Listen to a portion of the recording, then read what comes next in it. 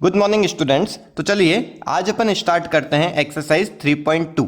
Last class के अंदर अपन ने एक्सरसाइज 3.1 कंप्लीट करी थी, जिसके अंदर अपन ने लीनियर इक्वेशन क्या होता है ये देखा था, कुछ क्वेश्चंस देखे थे अपन ने, लीनियर इक्वेशन कैसे फ्रेम करते हैं और उसका ग्राफिकल मेथड अपन ने समझ लिया था। तो चलिए स्टार्ट करते हैं अपन exercise 3.2।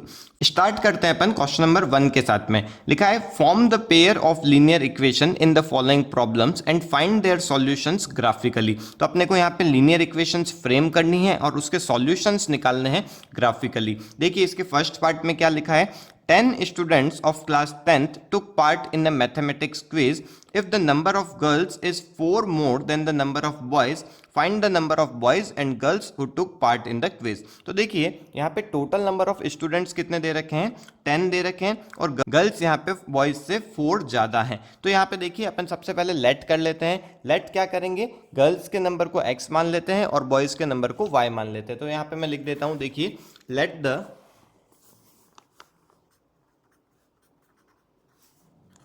number of girls be x and number of boys be y। तो देखिए यहाँ पे जब टोटल नंबर ऑफ स्टूडेंट्स अपने को 10 गिवन है, इसका मतलब गर्ल्स प्लस बॉयज मिला के 10 होने वाले हैं। तो इससे मैं क्या लिख सकता हूँ, x plus y is equals to 10। ये मेरी हो जाएगी फर्स्ट इक्वेशन। सेकंड इक्वेशन देखिए कैसे बनेगी, यहाँ पे लिखा हुआ है if the number of girls is 4 more than the number of boys. तो यहाँ पे देखिए नंबर ऑफ गर्ल्स लिखा है, तो सबसे पहले यहाँ पे मैं x लिख दूंगा क्योंकि नंबर ऑफ गर्ल्स मैंने x एज्यूम किया है, और इज यहाँ पे आया है तो इसकी जगह अपन क्या लिखेंगे, यहाँ पे इक्वल्स टू लिखेंगे। लास्ट क्लास में मैंने आपको बताया था कि जब भी इज आता है, वॉज आता है, विल बी, शैल बी आता है, उससे इक्वल्स टू लिखते हैं और उसके आगे जो भी लिखा होता है उसे अपन इक्वल्स टू के राइट साइड में ही करते हैं। तो यहाँ पे देखिए इसके आगे क्या लिखा हुआ है, इज 4 मोर। तो 4 मोर है तो मैं यहाँ पे इक्वल्स टू के राइट साइड में करूंगा 4 मोर। मैंने आपको बताया था कि जब भी मोर और लेस आता है तो मोर के अंदर अपन प्लस करते हैं और लेस के अंदर अपन माइनस करते हैं, और जब भी टाइम्स में आता है तो अपन उसमें मल्टीप्लाई करते हैं। तो यहाँ पे मोर था इसलिए मैंने यहाँ पे +4 कर दिया।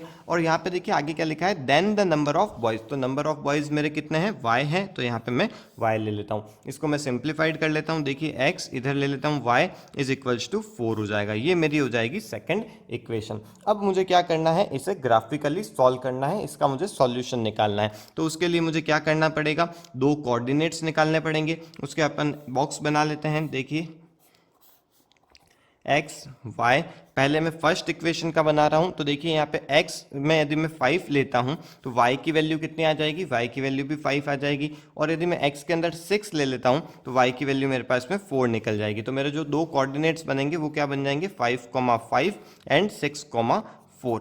इसके बाद में देखिए जब मैं सेकंड इक्वेशन देखता हूं तो सेकंड इक्वेशन का भी मैं यहाँ पे बना लेता हूँ। देखिए x y, x के अंदर सपोज मैं 6 ले लेता हूं तो y की वैल्यू क्या आ जाएगी, 2 आ जाएगी। तो इससे मेरा एक कोऑर्डिनेट बन गया 6,2, और एक में मैं x की वैल्यू सपोज 0 ले लेता हूं तो y की वैल्यू मेरे पास कितनी निकल जाएगी, -4। तो इससे मेरे दो कोऑर्डिनेट्स हो गए 0, -4, ये वाला हो गया।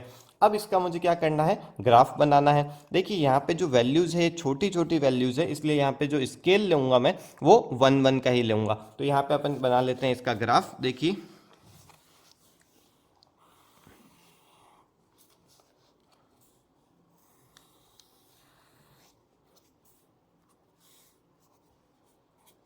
ये आपकी x एक्सिस है, इधर x डैश लिखते हैं, इधर y एक्सिस, ये y डैश लिखेंगे। अब यहाँ पे ग्राफ स्केल 1 1 का लेंगे तो 1 2 3 4 5 6, इधर 1 2 3 4 5, नीचे भी ले लेते हैं -1 -2 -3 -4 -5। ओके, यहाँ पे भी अपन ले लेते हैं -1 -2 -3 -4। ओके, चलिए अब पहले अपन कोऑर्डिनेट्स को पॉइंट करते हैं यहाँ पे ग्राफ में। 5,5, अब 5,5 कहाँ पे आएगा, x के अंदर 5 और y के अंदर 5, तो ये वाला मेरा पॉइंट हो जाएगा। इसे मैं पॉइंट कर देता हूँ।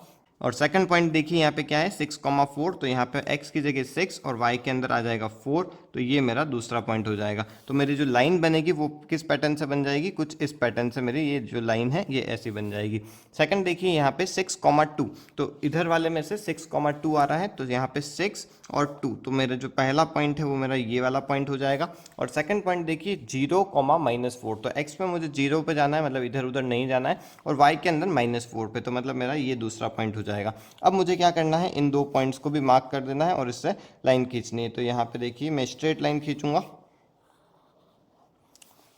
अब आपको क्या देखना है कि जहां पे आपका ये जो लाइन इंटरसेक्ट हुई है, ये जो पॉइंट आएगा, ये आपका फाइनल सॉल्यूशन होने वाला है। तो मुझे यहाँ पे देखिए क्या लग रहा है, ये मेरा जो पॉइंट है ये 7 के यहाँ पे मीट कर रहा है और इधर साइड से 3 पे मीट कर रहा है। तो x एक्सिस में 7, इसका मतलब x की वैल्यू आ गई है 7 और y की वैल्यू कितनी आ जाएगी, y की वैल्यू यहाँ पे 3 निकल जाएगी। तो देखिए यहाँ से मैंने इसका सॉल्यूशन निकाल लिया। अब देखिए अपन इसको वेरीफाई भी कर सकते हैं। कैसे वेरीफाई कर सकते हैं, देखिए तो टोटल नंबर ऑफ स्टूडेंट्स कितने होने चाहिए थे, 10 होने चाहिए थे। तो यहाँ पे x प्लस वाई 7 प्लस 3 मेरे 10 भी आ रहे हैं। और सेकंड जो चीज़ थी उसमें था कि गर्ल्स जो हैं वो बॉयज़ से 4 ज़्यादा हैं। तो यहाँ पे अपन देख सकते हैं कि 7 है और बॉयज़ क्या है 3 हैं। इसका मतलब जो गर्ल्स हैं वो 4 ज़्यादा है। तो इससे अपन ने दोनों जो सिचुएशंस थी उनको वेरीफाई भी कर लिया। तो आई होप ये चीज़ आपको समझ में आई होगी ग्राफिकल मेथड से अपन कैसे निकाल सकते हैं। तो चलिए अब अपन देखते हैं क्वेश्चन नंबर सेकंड।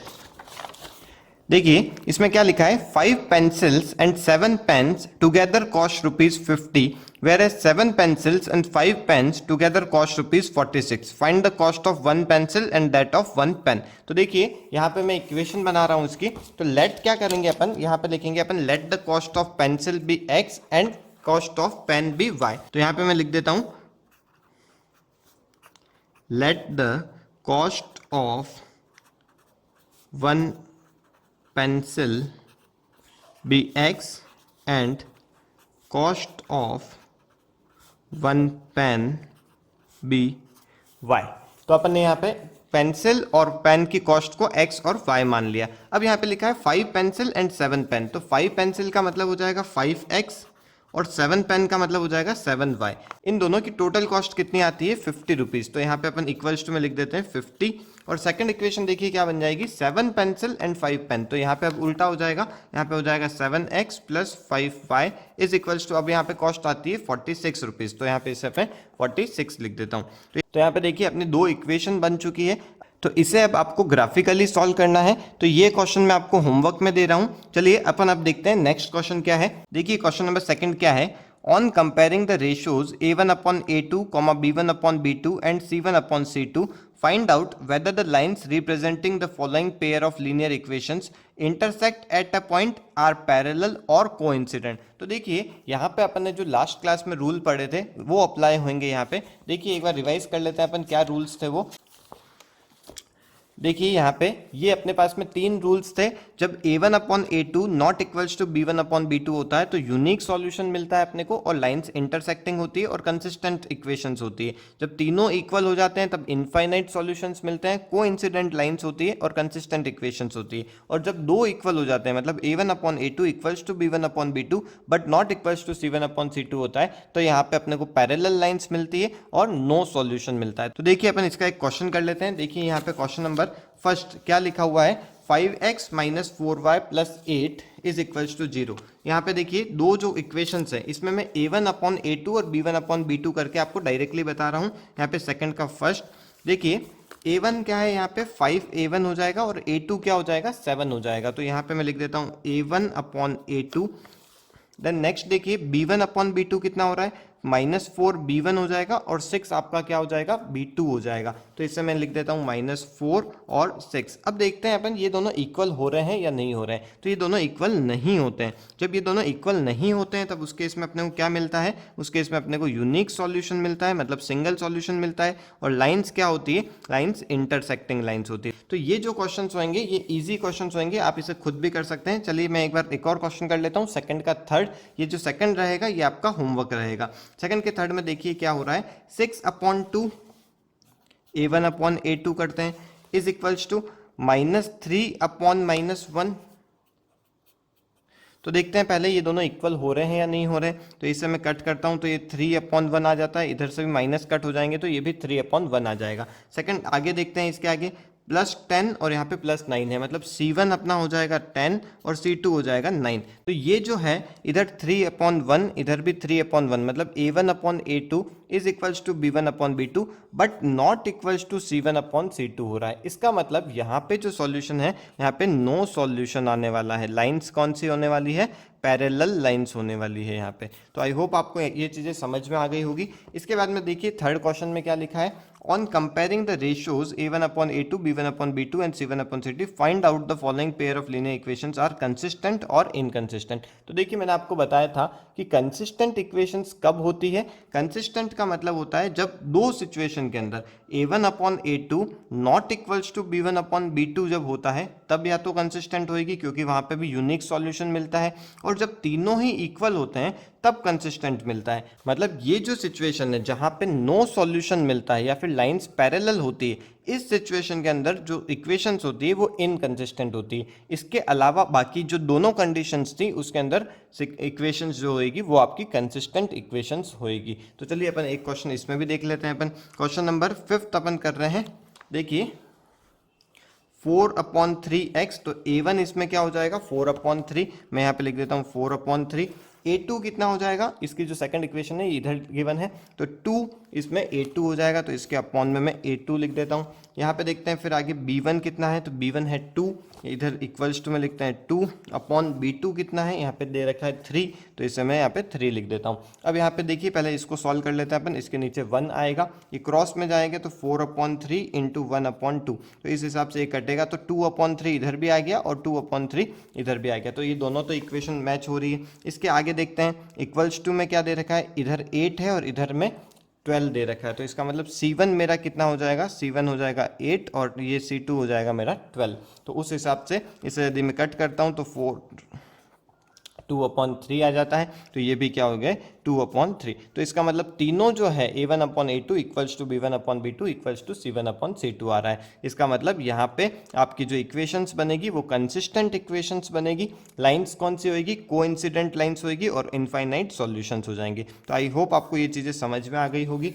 इसके बाकी के जो क्वेश्चंस हैं इसे आप नोट कर लीजिए या फिर आप इसका स्क्रीनशॉट ले लीजिए, ये आप होमवर्क में करेंगे। इसके बाद में अपन देखते हैं क्वेश्चन नंबर 4 क्या लिखा है, which of the following pair of linear equations are consistent और inconsistent, if consistent obtain the solutions graphically. तो ये भी जो क्वेश्चन है ये भी अपने को सेम ही पैटर्न का दे रखा है। देखिए इसके अंदर अपने को कुछ इक्वेशंस दे रखी है, पहले आपको फाइंड आउट करना है कि जो इक्वेशंस है वो कंसिस्टेंट है या नहीं है। जब कंसिस्टेंट है और यूनिक सॉल्यूशन यदि है तो इसको आपको ग्राफिकली सॉल्व करना है और ग्राफिकली सॉल्व करके इसके सॉल्यूशंस निकालने हैं, एक्स और वाई की वैल्यू निकालनी है। तो इसका भी आप स्क्रीनशॉट ले लीजिए, ये क्वेश्चन भी आप इजीली कर सकते हैं। इसमें भी यदि कोई डाउट आता है तो आप प्लीज मुझे व्हाट्सअप नंबर पे इसे मैसेज कीजिए जिससे मैं आपको इसका सॉल्यूशन बता सकूं। तो चलिए नेक्स्ट क्वेश्चन देखते हैं। देखिए यहाँ पे क्या है 5th क्वेश्चन। ये जो क्वेश्चन है ये अपने वो वर्ड प्रॉब्लम में दे रखा है, तो इसमें अपन सॉल्व कैसे करेंगे देखते हैं। Half the perimeter of a rectangular garden whose length is 4 meter more than its width is 36 meter. Find the dimensions of the garden. तो देखिए यहाँ पे अपने को गार्डन के डायमेंशंस फाइंड करने हैं। जो चीज़ अपने को फाइंड आउट करनी होती है उसे ही अपन x और y लेते हैं। तो यहाँ पे देखिए गार्डन के जो डायमेंशंस, रेक्टेंगुलर गार्डन है इसका मतलब उसकी लेंथ होगी और ब्रेथ होगी। तो इसमें सबसे पहले अपन क्या कर लेते हैं, लेट कर लेते हैं लेंथ और ब्रेथ को x और y। तो let the length of rectangular garden be x and its breadth be y। तो अपन ने क्या कर लिया, लेंथ और ब्रेथ को x और y एज्यूम कर लिया।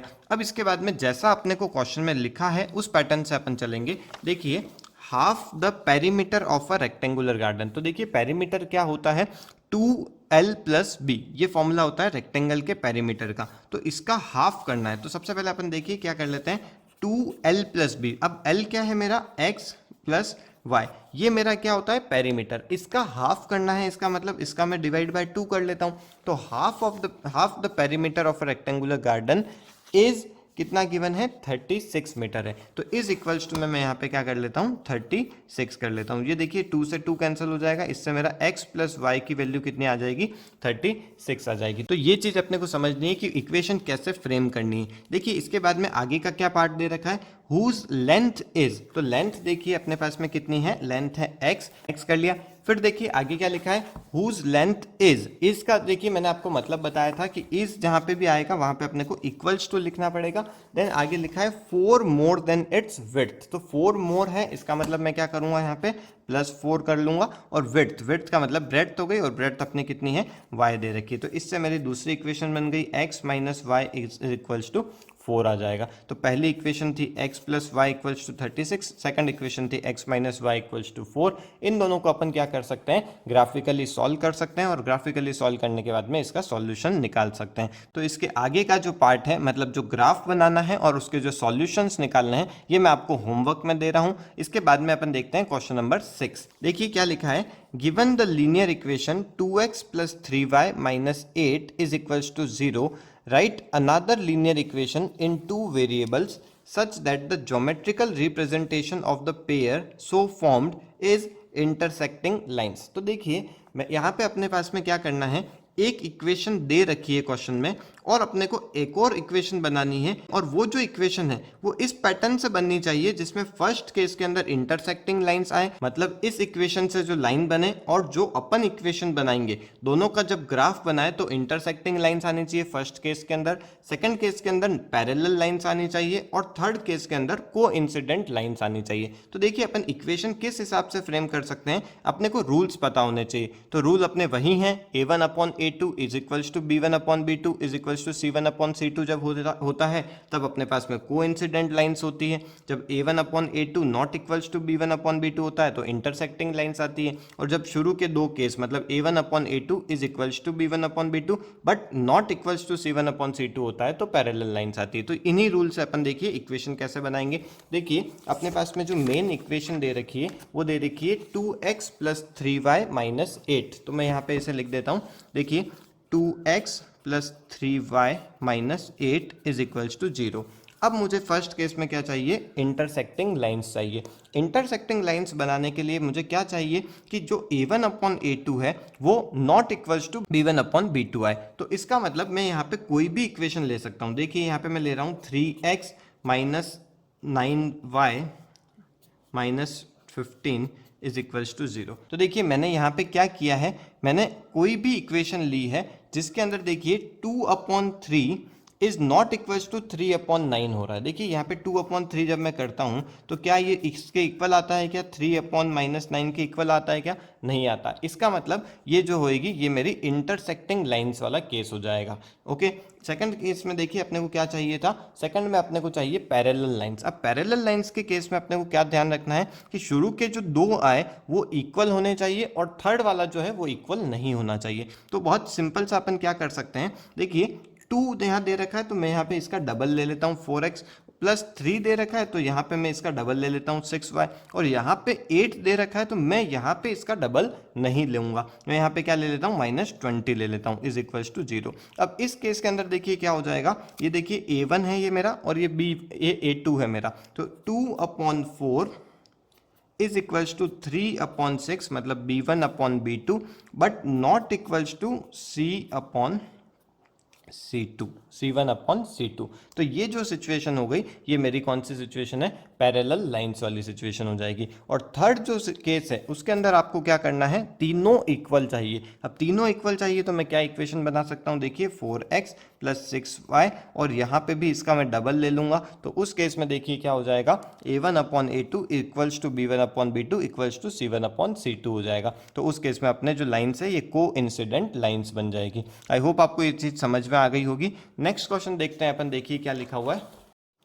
तो देखिए क्वेश्चन नंबर 7 में क्या है, draw the graph of the equation x minus y plus 1 equals to 0, 3x plus 2y minus 12 equals to 0। तो पहले अपने को क्या करना है, इनके ग्राफ बनाने हैं। इसके बाद में देखिए लिखा है determine the coordinates of the vertices of the triangle formed by these lines and x-axis and shades of the triangular region। तो अपने को देखिए पहले ग्राफ बनाने हैं, तो अपन पहले इसके ग्राफ बना लेते हैं। तो देखिए पहली जो इक्वेशन है ये x minus y plus 1 is equals to 0 दे रखा है। इससे मैं क्या करूंगा, एक बॉक्स बनाऊंगा, x और y के कोऑर्डिनेट्स निकालूंगा। अब देखिए यहाँ पे मैं पहले x की वैल्यू 0 ले लेता हूँ। x की वैल्यू जब 0 लूंगा तो y की वैल्यू देखिए यहाँ पे 1 आ जाएगी, और उसके बाद में यदि मैं y की वैल्यू 0 लेता हूं तो x की वैल्यू इसमें से -1 आ जाएगी। तो देखिए यहाँ से जो दो कोऑर्डिनेट्स बनेंगे मेरे बन जाएंगे 0,1 और एक बन जाएगा -1,0। अब मैं इसे क्या करता हूँ, ग्राफ के अंदर वैल्यूज को प्लॉट कर लेता हूँ।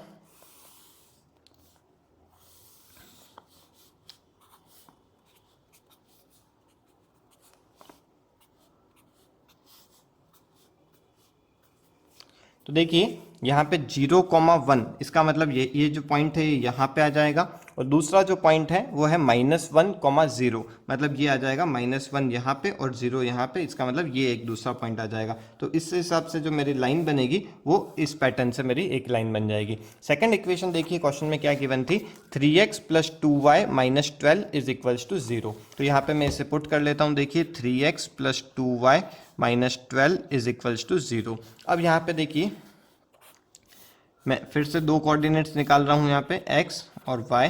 x की वैल्यू सपोज अपन 0 ले लेते हैं यहाँ पे, तो x की वैल्यू जब 0 लेंगे तो y की वैल्यू यहाँ पे 6 आ जाएगी। y की वैल्यू एक बार 0 ले लेते हैं, तो y की वैल्यू जब अपन ने 0 ली तो उस केस में x की वैल्यू अपने पास में 4 निकल जाएगी। तो दो पॉइंट्स अपने पास में 0,6 और दूसरा पॉइंट है अपने पास में 4,0। तो इसको भी मैं क्या कर रहा हूँ, इस ग्राफ के अंदर प्लॉट कर देता हूँ। 0,6 कहाँ पे आएगा, x में कहीं नहीं जाना है, y के अंदर 6 पे जाना है, मतलब 1 2 3 4 5 एंड 6। तो एक पॉइंट मेरा ये हो जाएगा। दूसरा पॉइंट देखिए यहाँ पे लिखा है 4,0, इसका मतलब मुझे x के अंदर जाना है 4 पे, तो ये मेरा 4 हो गया, और y के अंदर 0, इसका मतलब मेरा ये ही पॉइंट हो जाएगा। तो इससे मैं एक लाइन बना लूँगा। यहाँ पे देखिए स्ट्रेट लाइन खींचनी है आपको इस पैटर्न से।